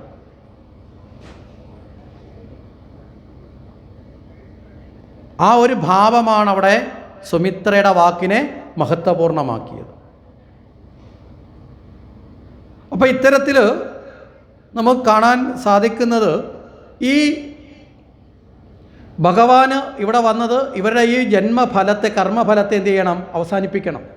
അപ്പം നാരദർക്ക് വളരെ വേഗത്തിൽ ഇവർക്ക് ശാപമോക്ഷം കൊടുത്തു. തൻ്റെ സഹോദരന്മാരുടെ പുത്രനാണ്. അപ്പോൾ അതിനുള്ള ഒരു ഉപാധിയായി കംസന് ശിക്ഷയ്ക്കുള്ള കാരണമാക്കി മാറ്റി. മനസ്സിലായില്ലേ? കംസനെ കൊണ്ട് കംസൻ കൂടുതൽ അജ്ഞാനിയാണെന്ന് ബോധ്യപ്പെടുത്തുകയും ചെയ്തു. ഈ കർമ്മത്തിന് വേണ്ടിയിട്ടാണ് യഥാർത്ഥത്തിൽ എന്ത് ചെയ്തത്? ദേവകിയുടെ, അതായത് നാരദർക്കൊരു ശത്രുതയില്ല, ഈ കാര്യങ്ങളൊക്കെ ചെയ്യിപ്പിച്ചത്. ഇത് കഴിഞ്ഞിട്ട് ഏഴാമത്തെ കുഞ്ഞിനെ ഗർഭം ധരിച്ചു. ഏഴാമത്തെ കുഞ്ഞിനെ ഗർഭം ധരിക്കുമ്പോൾ ഒരു പൂർവ്വജന്മ വൃത്താന്തം കൂടി അവിടെ വന്നു ചേരുന്നുണ്ട്. കാരണം എന്താ? രാമാവതാര കാലത്ത് ഈ ലക്ഷ്മണൻ ഇടയ്ക്കിടയ്ക്ക് ശ്രീരാമനെ നിയന്ത്രിക്കാൻ ഒന്ന് എടുത്തിയാടാറുണ്ട്. അനുജനാണെങ്കിലും ചില സമയത്ത് ലക്ഷ്മണൻ പെട്ടെന്ന് കയറി വാദം പറയും. ഈ അല്പം എടുത്തിയാട്ടം കൂടുതലാണ് ആർക്ക്? ലക്ഷ്മണന്. നമുക്കറിയാം, ഈ വനത്തിലേക്ക് പോകണമെന്ന് പറഞ്ഞുകൊണ്ട് 14 വർഷം കാട്ടിപ്പോകണമെന്ന് പറയുന്ന കാര്യം അറിയുന്ന നിമിഷം ലക്ഷ്മണൻ രാമനോട് തന്നെ പറയുന്നത് എന്താ? ദശരഥനെ ഞാനങ്ങ് പിടിച്ചു കെട്ടാം, അച്ഛനെ. മനസ്സിലായില്ലേ?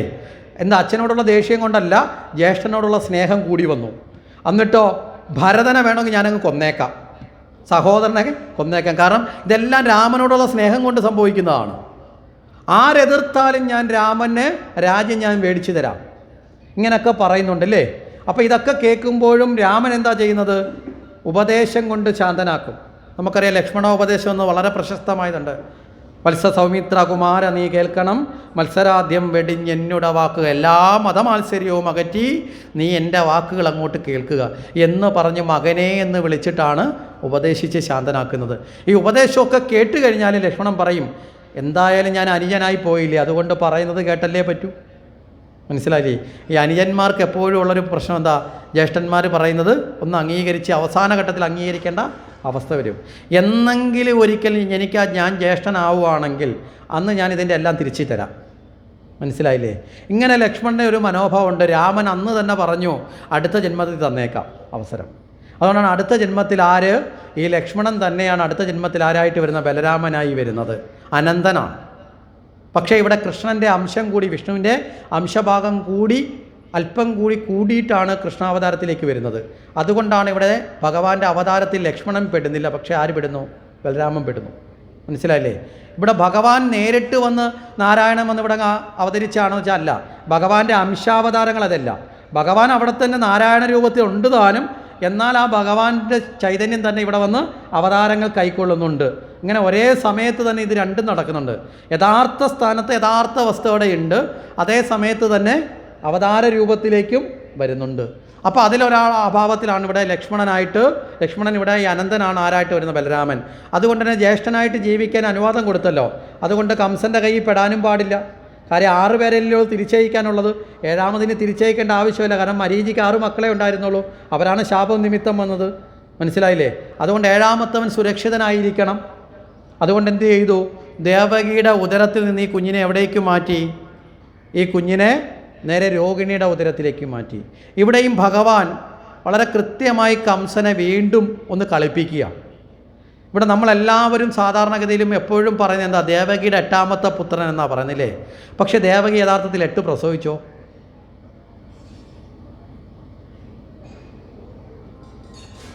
ദേവകിയുടെ 8ാമത്തെ പുത്രൻ എന്നാണ് പറഞ്ഞത്. അശരീരിയിലും ഒക്കെ പറയുന്നത് അങ്ങനെയാണ്. പക്ഷേ യഥാർത്ഥത്തിൽ പ്രസവിക്കുമ്പോഴല്ലേ ആ പുത്രൻ എന്നുള്ള ഭാവത്തിലേക്ക് പൂർണ്ണമായി എത്തുന്നത്.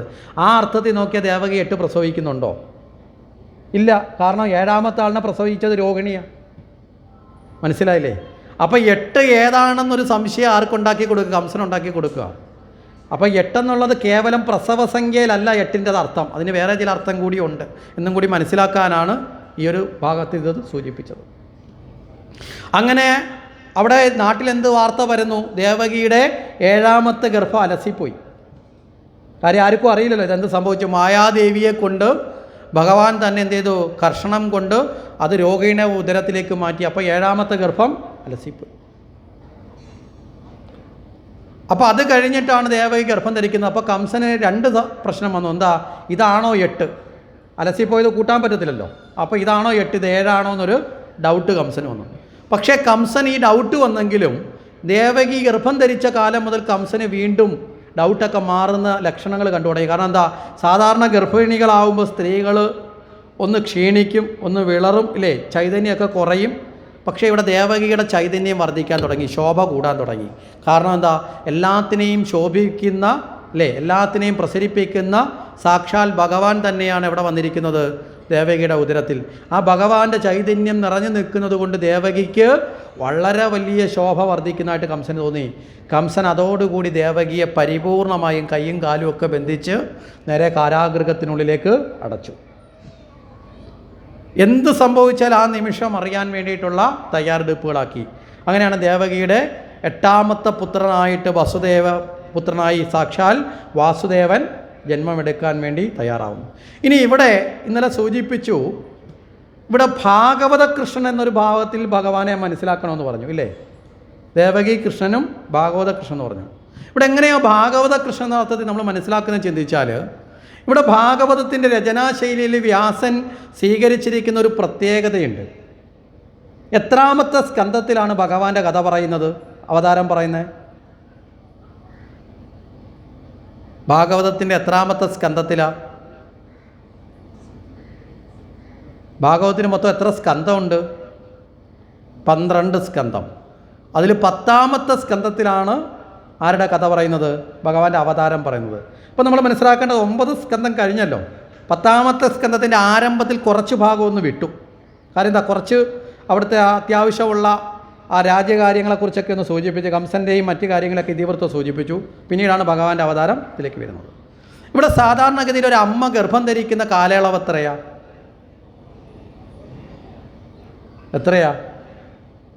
9 മാസവും 10 ദിവസവും. നമ്മൾ പറയും 10ാം മാസം എന്ന് പറയും, പക്ഷേ 10 മാസം പൂർണ്ണമാവുമോ? ഉണ്ടോ? ഇല്ല. 9 മാസം കഴിഞ്ഞ് 10ാമത്തെ ദിവസം എന്നാണ് കണക്ക്. മനസ്സിലായില്ലേ?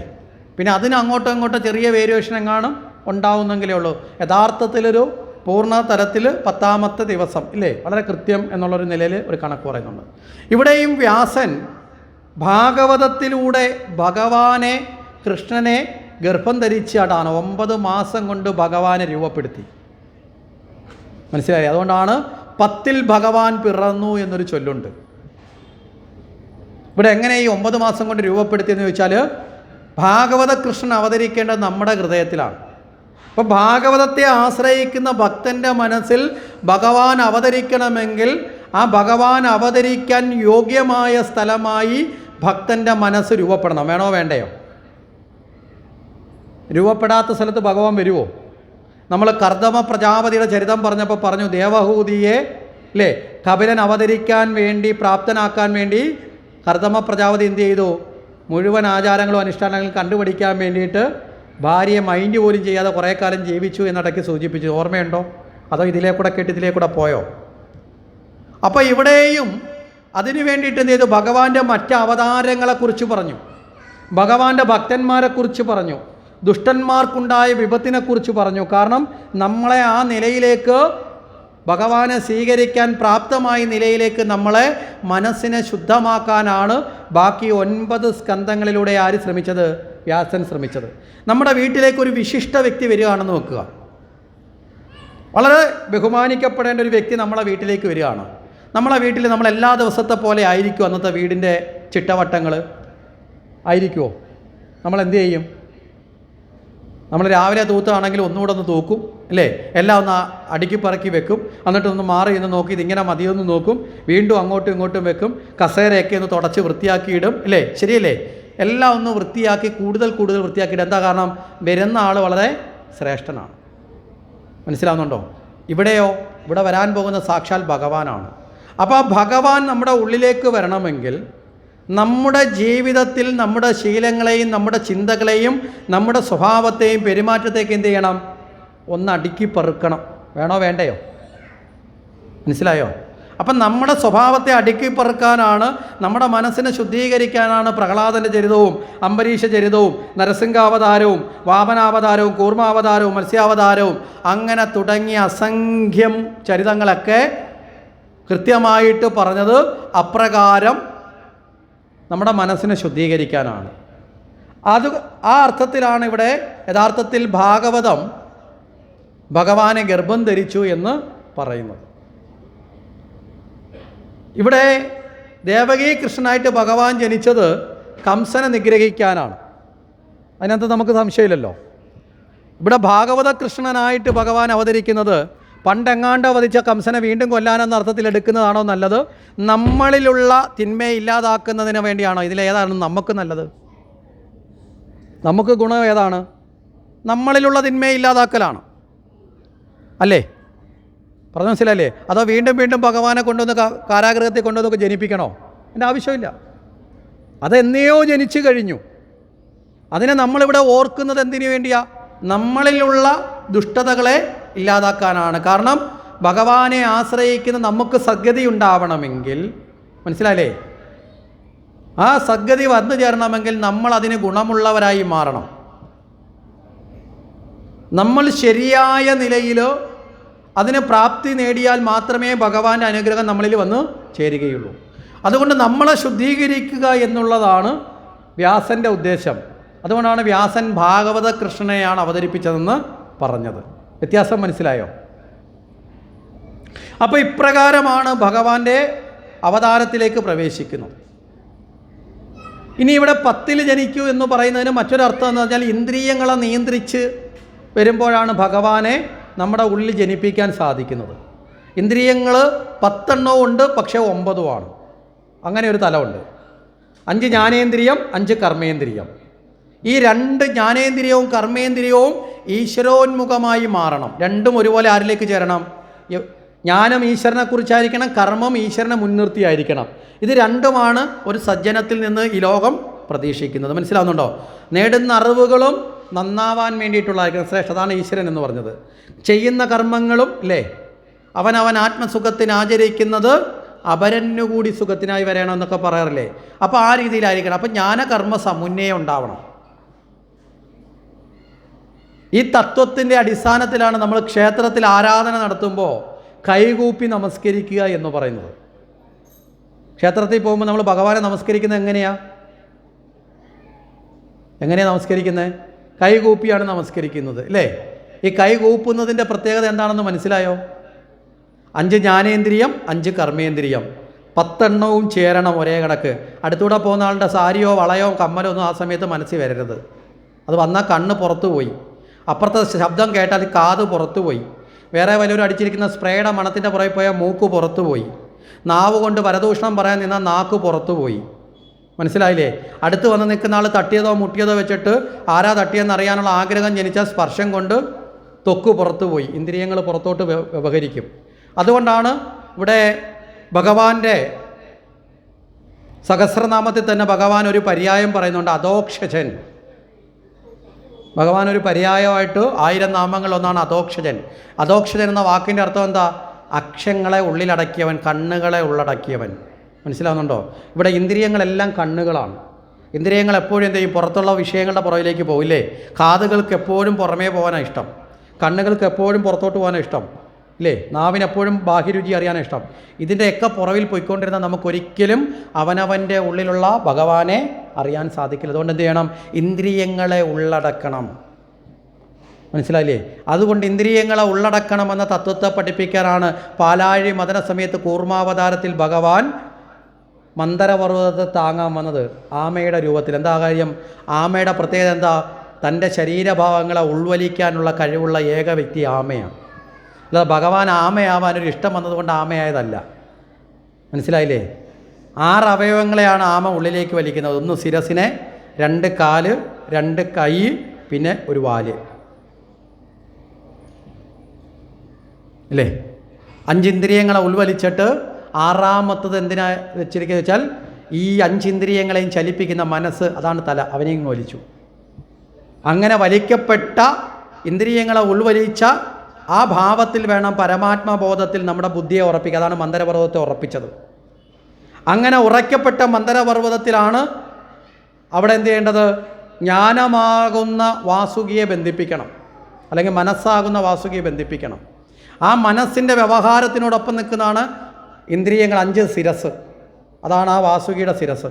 അവിടെ കർമ്മഫലങ്ങളായ ഗുണത്തെയും ദോഷത്തെയും ചേർത്ത് നിർത്തണം. അസുരന്മാരും ദേവന്മാരും രണ്ടുപേരും നിന്നുകൊണ്ട് ഒരേ സമയത്ത് ആ മനസ്സിനെ മറുഭാഗങ്ങളിൽ ഇരുവശങ്ങളിൽ നിന്നുകൊണ്ട് കടഞ്ഞു.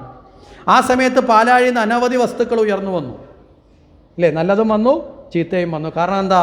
നന്മയും തിന്മയും അവിടെ കർമ്മത്തിൽ ഏർപ്പെടും. അപ്പം നന്മയുടെ ഫലമായി നല്ല വസ്തുക്കൾ വന്നത് മുഴുവൻ ആര് സ്വീകരിച്ചു? ദേവന്മാർ സ്വീകരിച്ചു. തിന്മയുടെ ഫലമായി വന്ന കർമ്മങ്ങളൊക്കെ ആര് സ്വീകരിച്ചു? അസുരന്മാർ സ്വീകരിച്ചു. ഈ സമയത്ത് തന്നെ വാസുകിയിൽ നിന്ന് കാളകൂട വിഷം പുറത്തു വന്നു. എന്താ?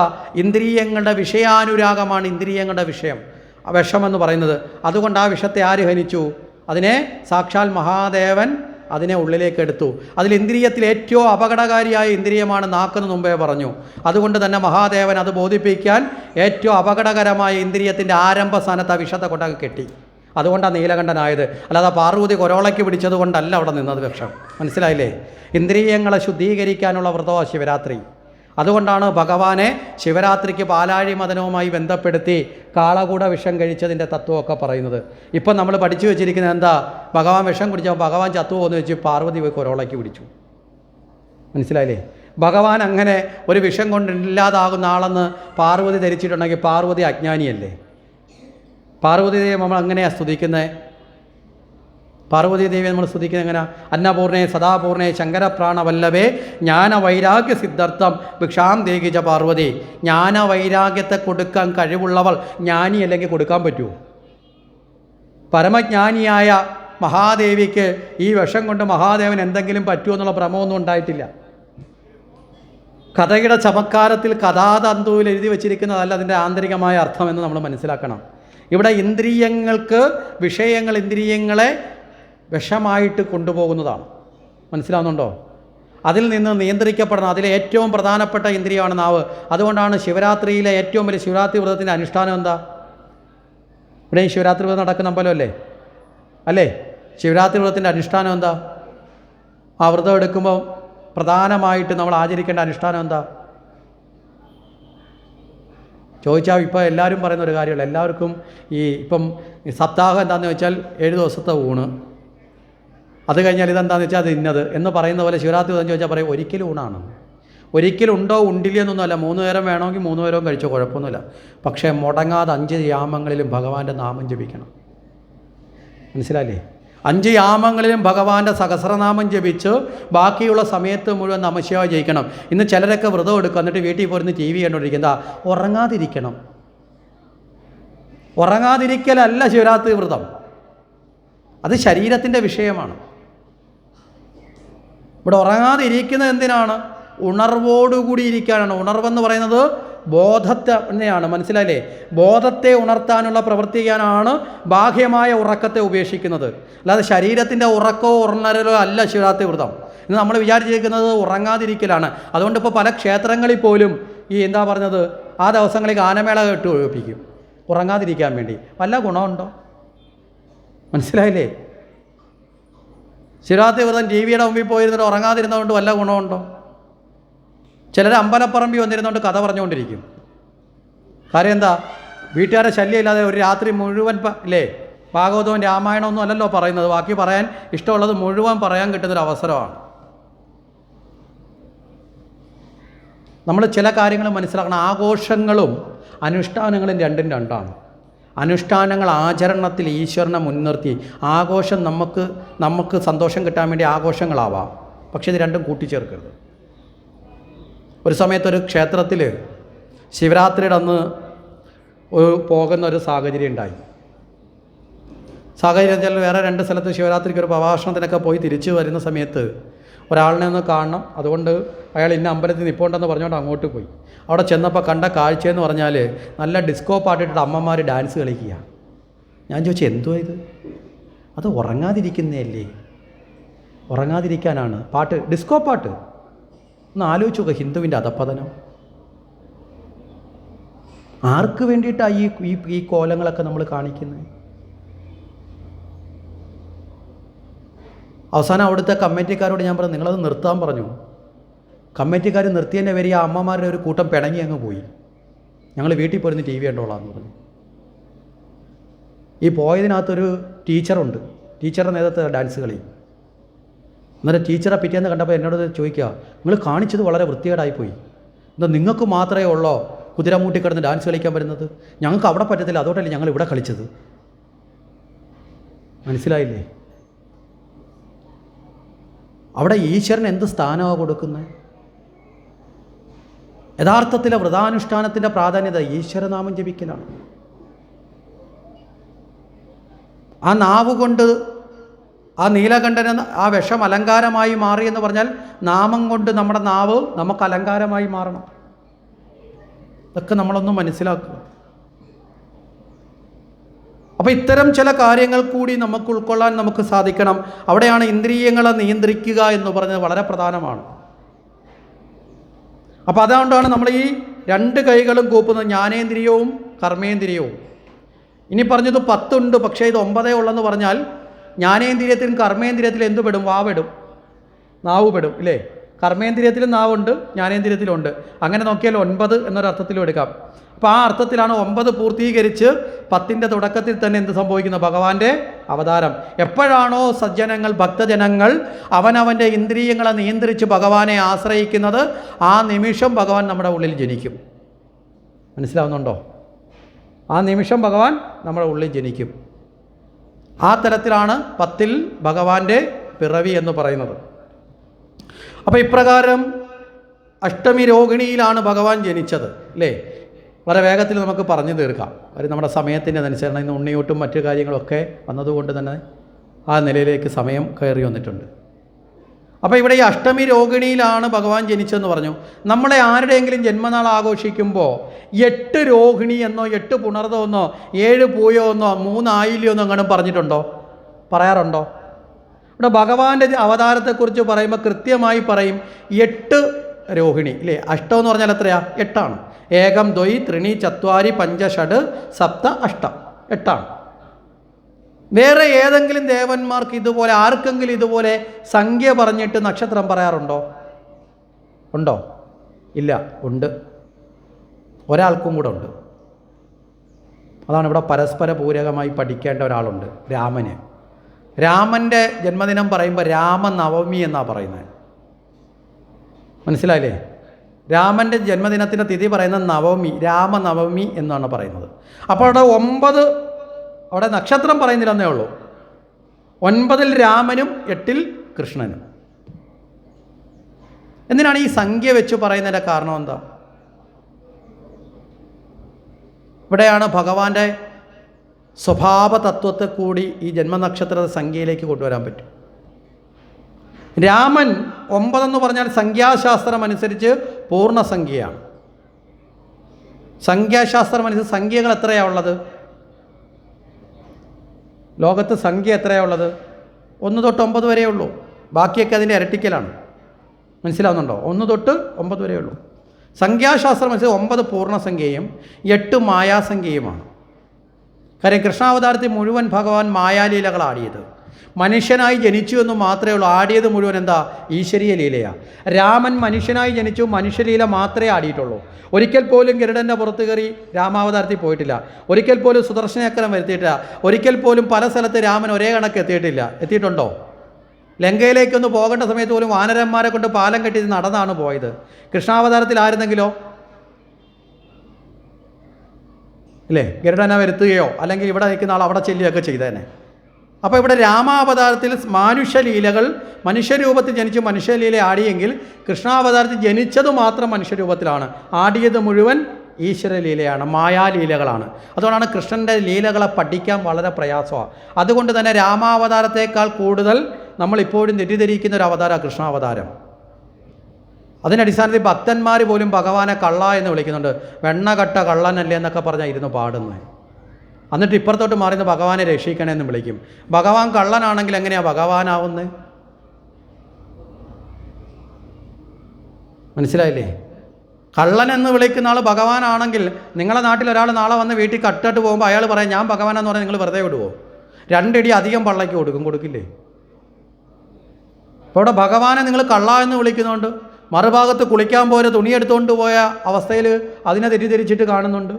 അതുപോലെ ഗോപികമാരെ മുഴുവൻ വിളിച്ചുകൊണ്ട് രാസലീല ആടാൻ വേണ്ടി യമുനാതീരത്തേക്ക് പോയതിനെയും ഇതൊക്കെ നമ്മുടെ ബോധം കൊണ്ട് നമുക്ക് ഭഗവാന്റെ കർമ്മത്തെ മനസ്സിലാക്കാൻ സാധിക്കാതെ വന്നപ്പോൾ നമ്മൾ ഉണ്ടാക്കിയെടുത്ത അപവാദങ്ങളാണ്. അതാണ് കൃഷ്ണലീല മനസ്സിലാക്കണമെങ്കിൽ വളരെ ശ്രദ്ധയുണ്ടാവണം. ഭഗവാന്റെ മായാലീല. ഇനി ഭഗവാന്റെ ജന്മത്തിൽ ഉടനീളം ഈ ഒരു 8ൻ്റെ കളിയുണ്ട്. നമ്മൾ സാധാരണ പറയില്ലേ 8ൻ്റെ പണി കൊടുത്തു എന്നൊക്കെ നാട്ടിൽ ചിലർ പറഞ്ഞില്ലേ, ഞാൻ അവനൊരു 8ൻ്റെ പണി കൊടുത്തു. ഒരർത്ഥത്തിൽ ഈ 8ൻ്റെ പണിയുടെ തുടക്കക്കാരൻ തന്നെ കൃഷ്ണനാണെന്ന് പറയേണ്ടി വരും. കാരണം എന്താ? കംസന് കൊടുത്ത ഒരു 8ൻ്റെ പണിയല്ലേ. കംസനെ ഇട്ട് കറക്കിക്കൊണ്ടിരിക്കുക, വട്ടം കറക്കിക്കൊണ്ടിരിക്കുക. ഈ 8ൻ്റെ പണിയുടെ പ്രത്യേകത എന്താ?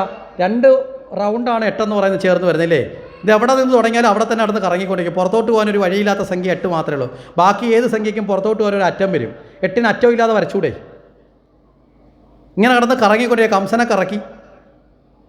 അത് കഴിഞ്ഞാൽ ദേവകിയുടെ 8ാമത്തെ പുത്രനായിട്ട് വന്നു. 8 എന്ന് പറയുന്ന തിഥിയിൽ ജനിച്ചു, അഷ്ടമിയിൽ ജനിച്ചു. ഇനി ഇത് കഴിഞ്ഞാലോ വിവാഹം കഴിച്ചത് പോലും ഒരു 8നെയാണ്. ഭഗവാന്റെ വിവാഹം റെക്കാർഡിക്കലായി പേര് സഹിതം വിശദീകരിക്കുന്ന 8 പേരെയാണ്. ആരെയൊക്കെയാ? രുക്മിണി, സത്യഭാമ, ജാംബോതി, മിത്രാവിന്ദ, കാളന്തി, ഭദ്ര, ലക്ഷ്മണ തുടങ്ങിയിട്ടുള്ള 8 പേരെയാണ്.